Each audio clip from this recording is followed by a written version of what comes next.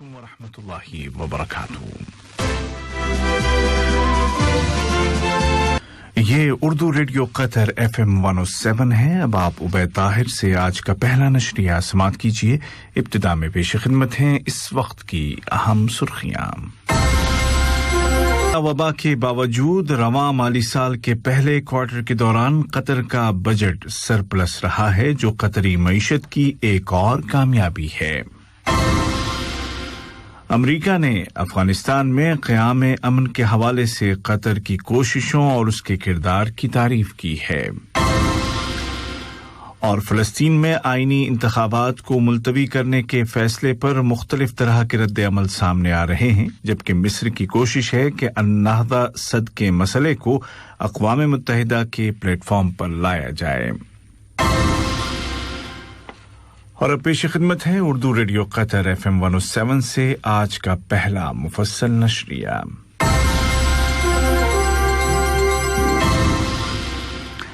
بسم اللہ الرحمن الرحیم۔ کورونا وبا اور دنیا کے کئی ملکوں میں اس کے مہلک معاشی اثرات کے باوجود قطر کی مالیاتی پالیسی کی کامیابی کا ایک اور ثبوت سال کے پہلے کوارٹر کے دوران بجٹ سرپلس کے طور پر سامنے آیا ہے۔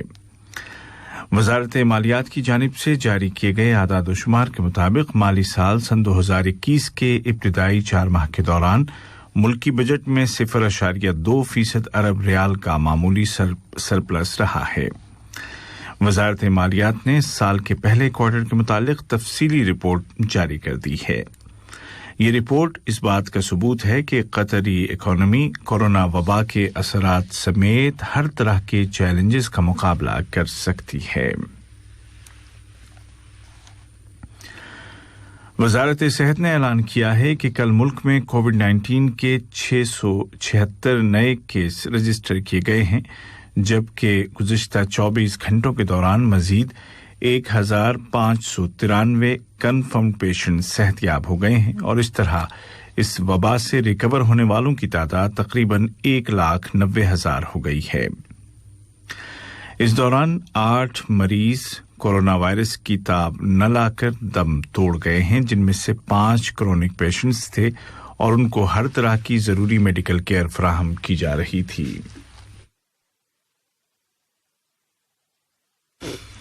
ایک دیگر خبر میں ہیلتھ منسٹری نے اعلان کیا ہے کہ ویکسینیشن کے نیشنل پروگرام کے تحت گزشتہ 24 گھنٹوں کے دوران تقریباً 30,000 افراد کو ویکسین لگائی گئی ہے۔ اسی دوران وزارت صحت نے سیکنڈ ڈوز کے حوالے سے اپنی پالیسی تبدیل کرنے کا اعلان کرتے ہوئے کہا ہے کہ جن افراد نے پہلا ڈوز کسی ہیلتھ سینٹر میں لیا ہے ان کو سیکنڈ ڈوز بھی اسی ہیلتھ سینٹر میں دیا جائے گا، اور لوسیل اور الوکرا میں قائم کیے گئے ڈرائیو تھرو ویکسین سینٹرز کو صرف ان افراد کے لیے مخصوص کر دیا گیا ہے جنہوں نے پہلا ڈوز QNCC میں لیا ہے۔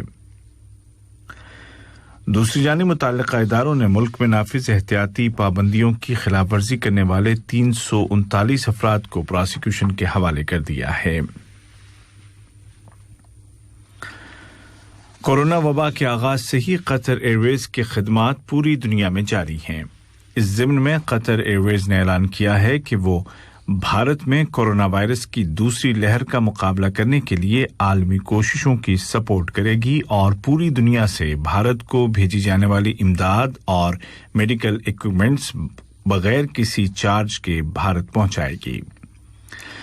قطر ایئر ویز اپنے نیٹ ورک کے ذریعے دنیا بھر سے تقریباً 300 ٹن امداد دوحہ میں جمع کرے گی اور پھر 3 کارگو جہازوں کے ذریعے بھارت کے سب سے زیادہ ضرورت مند علاقوں کو براہ راست یہ امداد پہنچائی جائے گی۔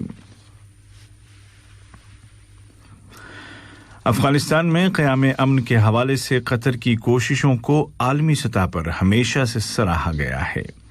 امریکہ نے افغانستان کے مختلف گروپوں کو ایک اسٹیج پر جمع کرنے میں قطر کے کردار کی تعریف کی ہے۔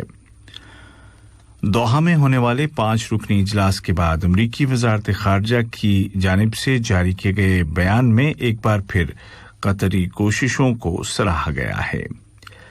اس اجلاس میں شامل ہونے والے ملکوں کے مشترکہ بیان میں افغانستان میں امن معاہدے تک پہنچنے کے لیے قطر کی مسلسل کوششوں کو سراہا گیا اور زور دے کر کہا گیا کہ دوحہ مذاکرات جاری رکھے جائیں گے۔ واضح رہے کہ افغانستان میں امن کے حوالے سے دوحہ میں ہونے والے اس 5 رکنی اجلاس میں امریکہ، چین، پاکستان، ترکی اور افغانستان کے نمائندوں نے شرکت کی۔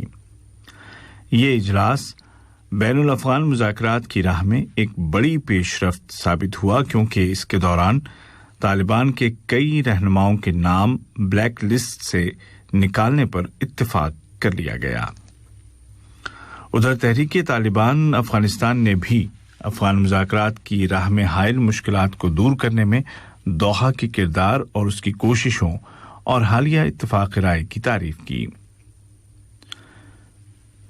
دوسری جانب دوحہ میں امریکہ اور طالبان کے درمیان ہونے والے معاہدے کی روح سے آج ہفتے کے دن سے امریکی فوج افغانستان سے انخلا شروع کر رہی ہے۔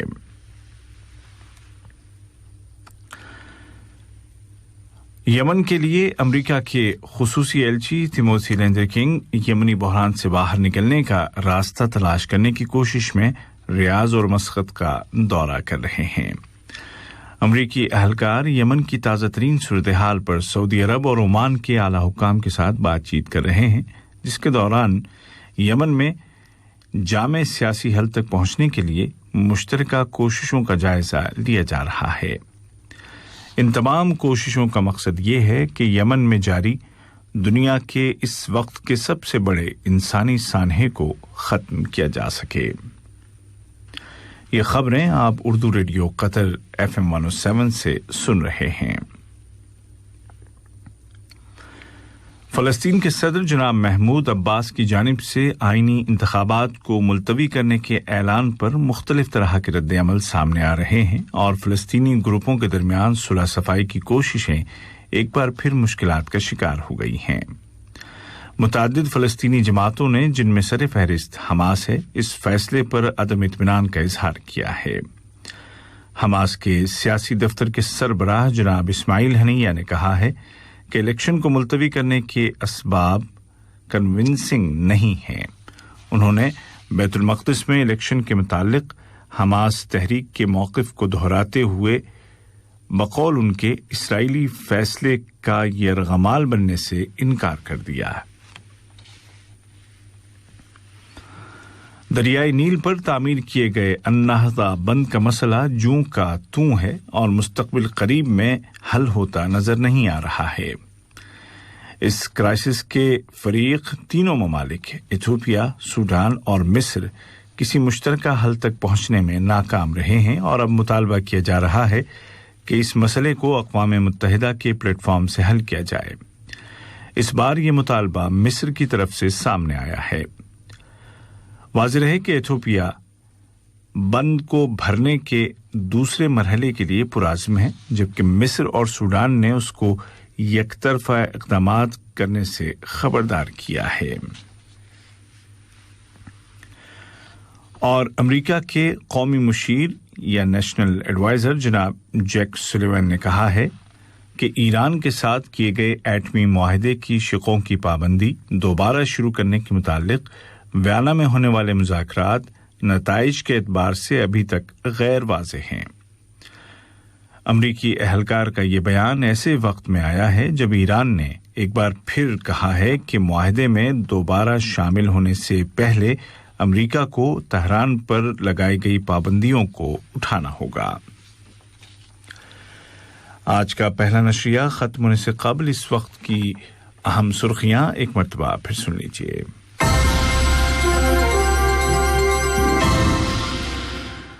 کورونا وبا کے باوجود رواں مالی سال کے پہلے کوارٹر کے دوران قطر کا بجٹ سرپلس رہا ہے، جو قطری معیشت کی ایک اور کامیابی ہے۔ امریکہ نے افغانستان میں قیام امن کے حوالے سے قطر کی کوششوں اور اس کے کردار کی تعریف کی ہے۔ اور فلسطین میں آئینی انتخابات کو ملتوی کرنے کے فیصلے پر مختلف طرح کے رد عمل سامنے آ رہے ہیں، جبکہ مصر کی کوشش ہے کہ النہضہ صد کے مسئلے کو اقوام متحدہ کے پلیٹ فارم پر لایا جائے۔ उर्दू रेडियो कतर FM 107 से आज अस्सलाम वालेकुम दोस्तों, मैं हूं शेख नूर। मुझे उम्मीद है कि वीडियो आपको इन्फॉर्मेटिव लगी होगी। इसी तरह कतर अपडेट आते रहने के लिए मेरे यूट्यूब चैनल गपशप with Sheikh Noor YouTube channel को सब्सक्राइब कीजिए और इस वीडियो को लाइक, कमेंट और शेयर ज़रूर कीजिए। Thank you.